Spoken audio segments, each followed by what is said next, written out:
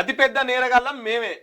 అబ్బా, ఇది ఇది 100% నిజమే. కానీ నువ్వు ఈ మాట ఇండియాలోకి వచ్చాను, ఇండియాలోకి వచ్చి నువ్వు అంటే అప్పుడు నీ కథ ఏంది అనేది తేలుతుంది. నువ్వు పిరికి పంద లెక్క ఎన్నో విదేశాలకు పారిపోయి ఆడ అతిపెద్ద నేరగాల తెలియదా, లోకం అంతా తెలుస్తుంది. నువ్వు ఇండియాకు వస్తే నీ కథ ఎట్లుంటుందో అంటే అట్లుంటుంది.